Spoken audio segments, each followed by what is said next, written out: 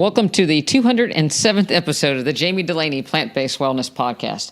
My name is Jami Dulaney, and I'm your host. I'm a plant-based cardiologist and endurance athlete living in Southwest Florida. That's where I am. I'm Florida. I'm in Florida now. I was in California, but I'm in Florida. Thank you for listening. Just got back from California, Mendocino, Napa Valley area, but ran the Mendocino 50K. Thank you, Sid Garza-Hillsman, and thank you, Stanford Inn. Stanford Inn's a great vegan resort inn. If you want to go out to Mendocino, they'll take really good care of you out there. Food was fabulous. The inn is fabulous. It's beautiful scenery. Sid put on, this is the fourth year for the Mendocino 50K. He did a wonderful job. The weather was a little bit warmer this year. It was also a little bit more windy this year. There was gusts of 25 miles an hour that affected the Pacific running of the part of it. There's part of it you run by the ocean, so that was a little bit hairy. You're trying to run on this little goat path and put one foot down and the wind's blowing you the other direction at the same time that you're tired, so that was a little bit more difficult this year. Glad to report I did not fall down this year, so I kept upright. That's good for a little improvement of my time. I saw somebody and they said, "Did you win?" No, I didn't win. I did finish. I finished in 7 hours and 42 minutes and 34 seconds. That was 21 minutes and 50 seconds faster than last year. I was overall 70th out of close to 150. There was 150 people that actually finished. I don't know how many people dropped out. I was the 30th female and fourth in my age group. So, yep, I'm happy about all that. Like I said, I'm really happy that I didn't fall down. The rope seemed to be the rope drop. There was a rope descent of, 200 feet that you had to rappel down the side of this wall. And it was a little bit more hairy this year, it seemed like. I was a little bit more frightened, I guess. There wasn't anybody at the bottom of the rope, so a little rope burn for hanging on for dear life. But otherwise, it was a good challenge. I really like the ultra running community. We met a lot of nice people. The day before the race, they had a session with, and I'll do a shout out to Yogi Triathlete, or Jess Gumkowski. She led a meditation session beforehand and a visualization session, and it was very good and very relaxing. So thank you for getting us all in the mood and in the moment before the race. We met a couple of physicians that are actually thinking about doing a plant-based practice from up in Connecticut. Met the third place finisher that was from Sacramento. So all very, very nice people. The funniest thing that kind of happened, I'm always surprised when I run into people that listen to the podcast out in the public. And so I ran into, again, big shout out to Logan Helm. He came and said hi to me when I was at the Stanford Inn. He had listened to the podcast and then followed Sid and decided to come up and volunteer for the race. And so I actually got to meet him again out on the race course. I think he was somewhat surprised that I was alive when I came through, I think the fourth aid station. But nevertheless, it was really fun to see people that listen to the podcast and then meet them again out in the course. And the ultra community is, just really nice. Everybody's sitting around, they're cheering people when they come in. Everybody encourages people on the course. With that few runners and for a 50K distance, it gets spread out pretty quick. But you do run into people at the aid station, and occasionally on the steeper climbs, people come together. I met a family, guys that dad and sons were running the race together, 50K for the first time, and they had some friends with them. So they had a group of 5 guys running. So it's just a nice family event. Lots of dogs, some kids around, and it was a really, really nice day. And it's a beautiful event. You run through the redwoods. You run up a logging path to start, then you kind of do this goat path climb up a pretty good elevation, and you do a little bit of a log crossing over a little ravine. A couple times, 2 water crossings. You rappel down the side of it's the side of an embankment by where a bridge goes over, so it's a pretty good drop. So those are and then you run along the Pacific, right along the brink, and the wind was howling and the waves were crashing. It was just absolutely gorgeous, gorgeous sight. Running along the Pacific there's a lot of wildflowers blooming. They're just really low to the ground. Out on the course in the woods, little purple flowers, little blue flowers blooming all over the place. So just really, really pretty to be out in nature and run free. And, I got to thinking about it while, after and before. But what a nice thing for a group of people to come. And there's, you don't have to worry about road closing like you do in a regular big marathon. Sid stuck up a tent. They put a few aid stations out. The aid stations had water and it was Roctane sports drink. They had some Oreos, which are vegan, not whole food plant-based, but when you're in the middle of running a 50K, I got to tell you, one or two of those taste pretty good. They had peanut butter and jelly sandwiches on a whole wheat bread, I might add, and some Coke and some gels at each aid station, so it was really nice. Jess's husband, BJ, and their golden retriever, Clark, were at a lot of the aid stations. I will say, I have to tell the story. Michael really loves golden retrievers. It's his favorite dog. He had one that was his favorite dog in the whole wide world, and he stopped to talk to Clark and missed a turn. So he had added a little extra time, but he got a couple pets from Clark, or Clark got a couple pets from him, so it all worked out. But just a really, really nice day. At the end of the race, for a change, Stanford Inn provided the food, so there were homemade taco shells, burrito shells, and tofu and roasted vegetables and beans and rice. Really, really, really hit the spot. So thank you to everybody. It was a great race. I think we'll probably have to go back next year since Michael missed a turn, so we can do it again. And I'll, again, hope to get a little bit better. Was sore afterwards, but nothing horrible, nothing out of the ordinary. No big aches and pains. My quads stayed sore longer than anything, and they're tired. I'm just, my training, as I've stated here on the podcast, consisted mainly of weight training, a few really small hills on bridges around Florida, and then some step-ups and treadmill training, doing some hills and like that, but not near enough. I felt better on the hills this year, going up especially. I did a bit of a sidestep when it got really steep. I read somewhere in some ultra running magazine that was good, and it really was good. It took the pressure off my low back. Last year, my low back got really stiff after, trying to do the forward climbs on the really steep areas. I never had to use my hands this year, so that was good. The descents, I kind of tried to do a little bit of a giddy up going down to try to break the pressure on my quads. That seemed to help.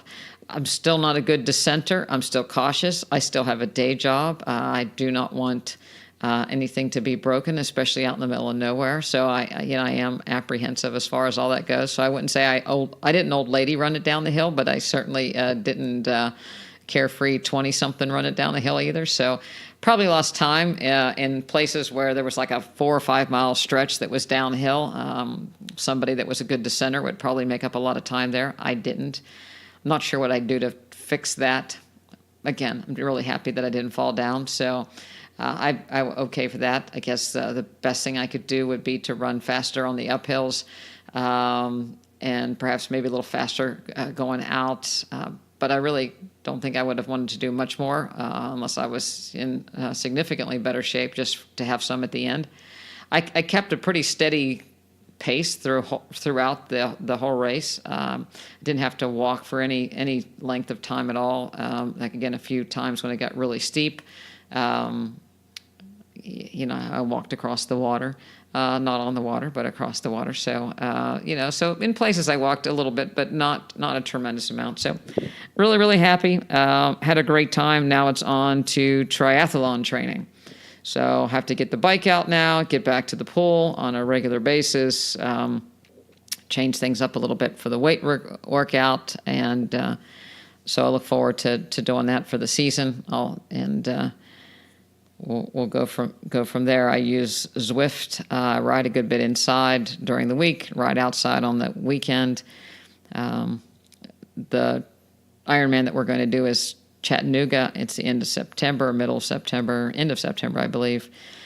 So it has a pretty hilly run, a moderately hilly bike ride. So I'll have to prepare for that. Right now, I feel like I'm pretty good shape for the marathon run. So we'll see if I can hang on to that and maybe make that a little bit better. So great vacation, great place to visit. Highly recommend it to anybody if you're doing ultras. I would say this was a great one to try. So now we're back in Florida, and we're in the 80s. Not too awful humid yet. Backyard garden is always nice to get back and see what's going on. I have white potatoes that are doing really good. Peppers are growing all over the place. Thai chili peppers, jalapeno peppers, poblano peppers, even some Scotch bonnet peppers. So excited about that. All of those are taking off. The funniest thing that happened, we have a tower garden, we have tomatoes and peppers on it, we have tomato plants in raised beds, but we have these tomatoes that just kind of sprouted out of the rocks that we have surrounding the bed's decorative rocks, and these things are prolific. And it's just kind of where we threw a tomato off the porch, and it landed in the rocks, and a tomato took off. And so they're doing really good. And there's one where we planted a persimmon tree and used some compost, and a tomato came up through the compost by the persimmon tree, and the persimmon tree actually died. There wasn't a leaf on the persimmon tree at all, so we used the persimmon tree as a stake. And this tomato plant was doing, really good. A lot of tomatoes, actually 2 varieties that came out of there, and got a lot of tomatoes. And lo and behold, all of a sudden, leaves start to reappear on the persimmon stick. So the leaves started sprouting, started looking better and better. And tonight I went out, and there are actually flowers and baby persimmons on the persimmon stakes. So obviously, if anybody out there didn't know, persimmons and tomatoes like each other. So it's a great way to grow persimmon trees, great way to grow tomato plants. And if you have tomatoes that you have inside that are getting mushy or starting to have some bad spots on them, don't throw them away. Just cut them, put them on some dirt, and let them sprout, and then thin them out, and you have tomato plants. You can grow them in a pot on your, on your porch, or you can, plant them in a garden or raised bed. But it's a great way to start tomatoes. So never throw your tomatoes out. Just keep them and recycle them. While we were traveling, we had delicious food: kale and quinoa salads, chickpea and edamame salads with sunflower seeds. Brussels sprouts on top of a white bean sauce, polenta with mushrooms and Brussels sprouts and snap peas, quinoa enchiladas with refried beans and Spanish rice. We had a veggie pizza one night, oatmeal for breakfast. I had the enchiladas for breakfast. So really, really good food all the time we were gone. Very, very colorful. I did have some beets before the race. Shout out to Mama Says. They're not quite ready to get to Mendocino yet, but I did get some beets at a local grocery store, and we had those the night before. I didn't have them the morning of because they had some garlic and fennel in them, and I just wasn't brave enough to do that. But Mama Says, she's a big supporter, and we're actually with them launching a sports nutrition package that Addie Meinrich, my registered dietitian, and myself are working along with Mama Says to get some food out there that you can have delivered at your races. Obviously, the beets that we love, the beet puree to get out there, some granola, some breakfast cookies, some really good recovery dishes with beans, a variety of different beans, and stews that are hearty for athletes, but anybody obviously can partake. There'll be low salt, no oil, and no sugar added. So we're just whole foods, plant-based, vegan all the way. Mama Says also has, a heart healthy bundle that's salt, sugar, oil free too. So, you can go on their site. If you go to drdulaney.com, we have a link that you can order, and there's some perks there. So go there and check it out. They have a lot of really good foods. It's not only good for traveling, but it's good to have in your freezer when you just have a late night or you have a late lunch and you don't have a chance to cook or you don't want to cook. It's a great substitution for being in the kitchen. Yes, that was Gretchen. So there are a lot of podcasts out there that talk about, eating, especially with sports nutrition and people wanting to drop weight. And, the keto diet comes up all the time where people want to be keto. And I even had a member that's just trying to transition to plant-based saying that, you got to beat salad. It said it was keto on it. And I just, I lost it over that. But, people don't understand, well, how bad could it be if I'm losing weight? If I lose weight, then some of my health problems might go away. Well, there was a study done in Journal of American Medical Association. It was actually published this month. And it was an observational study. And they went as far as saying that, high-fiber diet, protects against a variety condition. And basically saw a 15 to 30% decrease in all-cause mortality, as well as coronary artery disease, strokes, diabetes, colon cancer. And, people also, that had the most fiber. Also, there was some protective benefits with pancreatic cancer, liver cancer, ovarian cancer, colon cancer. So when we're talking about fiber, it's only in plant foods. And it's colon cancer is rarely seen and places where people get over 50 grams of fiber. So you can't get too much fiber. 50 to 70 grams is a great number to shoot at. Fiber only comes from plant foods. Don't do life hacks and try to add fiber in funny different ways. But the fiber, from fruits and vegetables, and it's whole grains too. People get so worried about having grain products, but brown rice and quinoa and barley, and some whole grain breads are going to give you fiber that's protective. And a lot of what it does is it feeds your microbes. So fiber decreases the absorption of cholesterol. So that's kind of how it decreases your cholesterol. But it also feeds your microbes, and you end up producing butyrate, which and other short-chain fatty acids. And that leads to the gut bacteria producing substances, and then the butyrate that actually causes what we call apoptosis of cancer cells, which is basically your body is able to destroy cancer cells before they form tumors. You decrease gut inflammation, decrease leaky gut. So there's a whole host of things that high fiber does for you, and you can't eat a high fiber diet and eat a ketogenic diet. End of story. It doesn't work. It's just impossible. So only fiber comes from, or fiber only comes from eating fruits and vegetables. And so when you're trying to avoid those, you're avoiding something that is literally life-saving. It was even life-saving so much that when they looked at smokers, they still had decreased head and neck cancers with an increased fiber diet. So, it's really important when, we look at nutrition, and not only to look at macronutrients and even antioxidants, but just plain old fiber.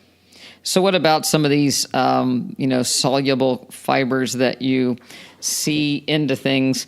They're certainly not as good, but they research basically says that they probably have some physiological effects. So when you look at corn fiber, which is corn, is enzymatic hydrolysis of cornstarch, when something says soluble corn fiber on it, or sugarcane fiber. Those are what we call, synthetic, non-digestible carbohydrates, cellulose, guar gum, locust bean gum, pectin, psyllium husk, beta-glucan. They all have some benefits as far as probably lowering risk of coronary artery disease, decreasing cholesterol. So some physiological effects, but they have not been shown in and of by themselves to really change and reverse disease. So that they don't really hurt you, but they don't really benefit you. And I'm of the opinion that if you can avoid these extra additives, then do that to get your fiber from whole fruits and vegetables. If we continue down that path of the microbes, inflammation is being, it's the buzzword of, that's around nowadays with regard to inflammation involving, cardiovascular disease, inflammation involving osteoarthritis, obviously inflammation and autoimmune diseases. What we eat affects the ecosystem within our body, and that is coming to be known to be really associated with cardiovascular diseases. And some of the ways that it's proposed to occur is that, when you're exposed to animal products that are particularly high in L-carnitine, eggs, meat products, dairy products, your microbes will convert it to trimethylamine. Some people are better at it than others. There was a study that Dr. Greger reviewed that, vegans given a steak don't produce as much TMAO as people that are meat eaters all the time, but nevertheless, it doesn't take long to change your microbes so that you can be a good TMAO producer. And if you have high levels of trimethylamines, you have trouble clearing cholesterol. So, the body has its own way of clearing cholesterol out of the system by bringing it back to the liver to be metabolized. That just decreases. There's an increased activation of white blood cells, specifically macrophages, that cause that form foam cells and are sources of inflammation in the vascular wall. There's an increased activity of platelets that potentiate clot formation. There is inflammation within the vessels, as we talked about with the white cells. You can also get some kidney disease with renal tubular fibrosis, an injury that leads to fluid retention that further stresses the heart, direct heart failure. Again, eating a low-fiber diet and eating animal products select for these things. So if you're eating a ketogenic diet or you're eating a high-protein diet or people are worried about their protein, these are the things they're exposing themselves to when they eat this, when they eat animal proteins in a high-fat diet. And by messing up the balance of your microbes, good microbes, bad microbes, different microbes, it leads to increased gut permeability. You have absorption of proteins and inflammation directed against that. So everything is turned up as far as the inflammatory system goes. And it's not like you eat one steak and that turns on and then it turns off after that steak goes away. You have this whole environment set up in your gut that leads to chronic inflammation. There's some studies done on coral reefs, and because of overfishing, different bacteria have taken over and exposed the coral, and the different fish populations, the big fish, there's not enough big fish to handle all the algae, and it leads to the death of the corals. Same thing happens, in nature when we try to put out certain insect or block out certain species, we have an overgrowth of another species. So when humans get involved and try to mess with Mother Nature, whether it's in the wild or in our guts, it typically causes a problem. So eat your plants. This week in our nutrition classes, we just had class Thursday and Friday of this week since I was gone, but we had jackfruit sloppy joes. If you haven't had jackfruit, you can buy jackfruit in a can that's in a brine. So we can get a lot of the salt out by washing it, boiling it, rinsing it, and then preparing it. And we did it in a homemade barbecue sauce that's in our upcoming cookbook. Today we did a coconut-encrusted tofu with a vegetable stir-fry. That's also in the cookbook. So the cookbook is hopefully coming out in the next couple of weeks. We have the pictures are being put into the pages and everything. The final touches are being done. So hopefully in the next 2 to 3 weeks, we'll have the cookbook. So we'll be excited to launch that. Of course, I'll have it available on the website. It'll be on Amazon. And, if you give us an email, drdulaney.com or jami@drdulaney.com, we can get you a signed copy. The cookbook is by myself and then Addie Dulaney Meinerch, my daughter and registered dietitian, and my mother and Addie's grandmother. So the name of the cookbook is the Plant-Based Wellness, the Doctor, the Dietitian, and the Diva. And so you may want it signed by the Diva because she is she's the brains behind the organization. She's the chief #1 cook and has come up with a lot of the recipes over the years. And the dedication is actually to my grandmother, with her salt rising bread, because that's largely why I became a cardiologist and have such interest in preventing cardiovascular disease and specifically diabetes. Both my grandmothers died as a result of diabetes.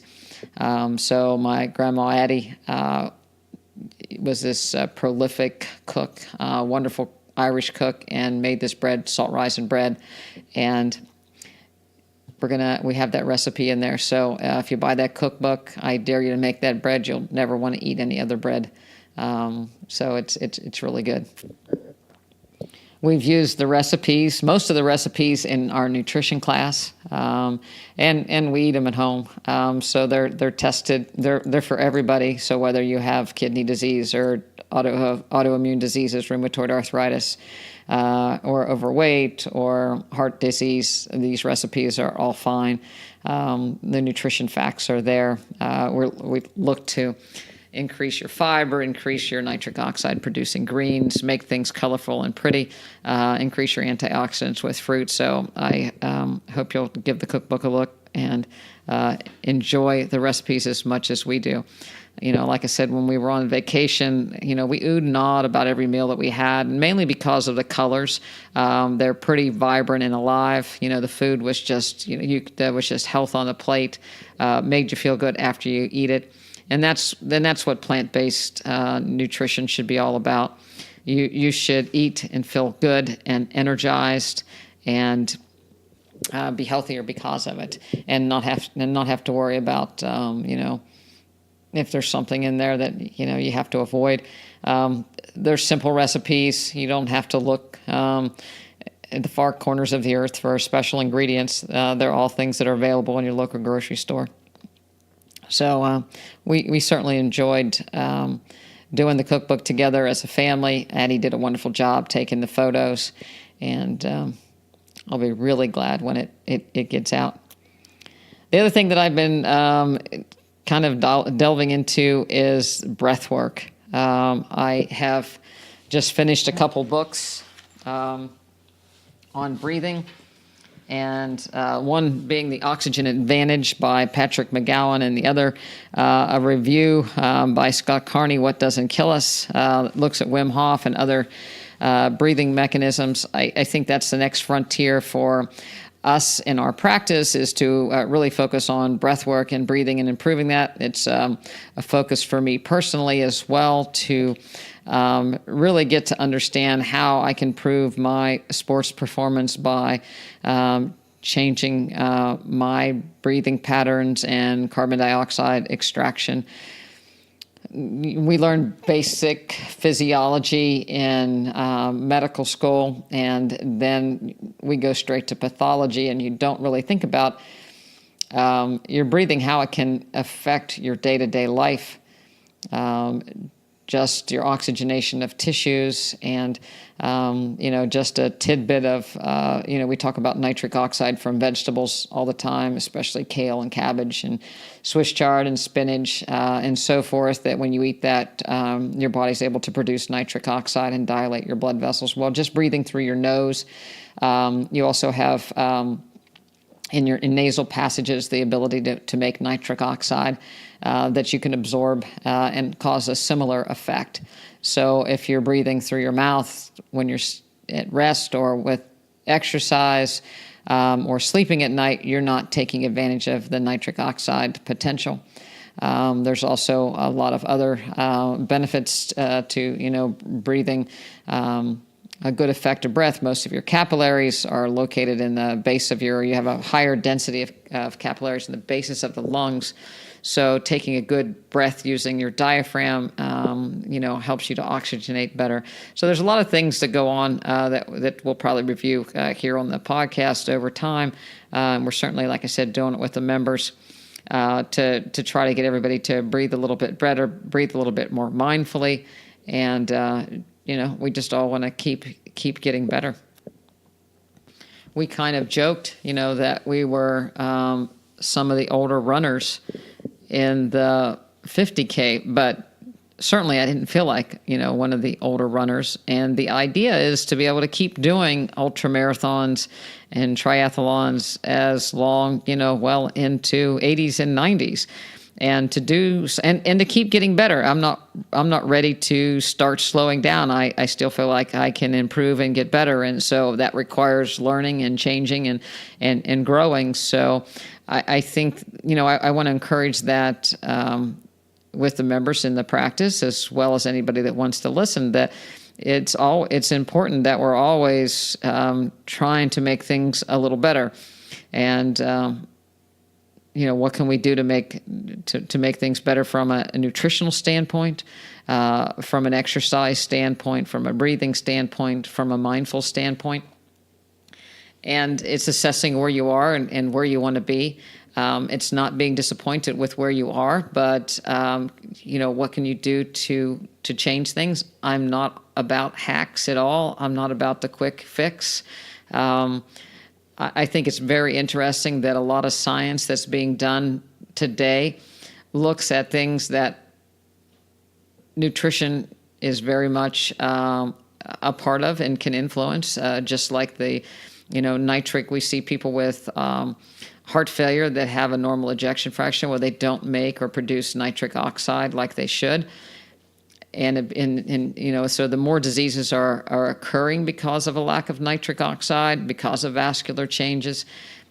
So nutrition is a part of that. Fiber is a part of that. Our gut microbiota and the inflammatory axis is all part of nutrition. So instead of looking for a pill or a potion or an injection or a stem cell therapy, I think that we need to continue to focus on the simple things, and the simple things being our basic nutrition, eating things, so we can recognize them, carrot and kale and potatoes, not try to make things, powders and potions.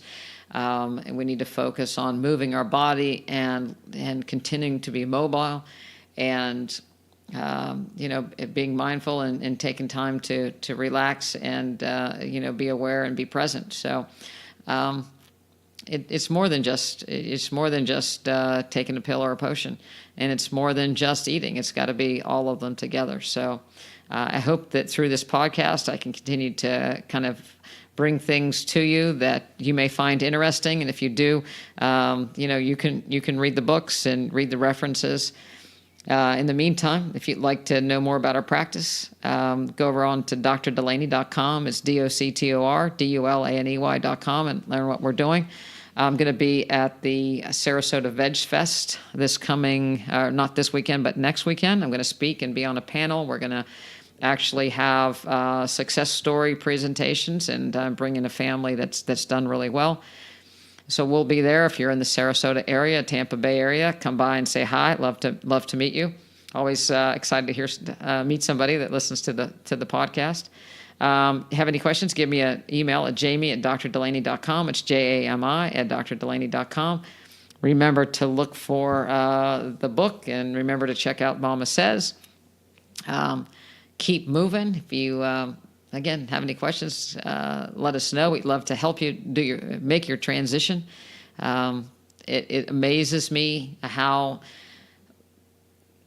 much success we've had with getting people off their medicines for diabetes and heart disease and high blood pressure. And it's certainly been the best years of my practice doing things with this focus. So thank you very much for listening. And I'll have you tune in. Please tune in next week. Talk to you later.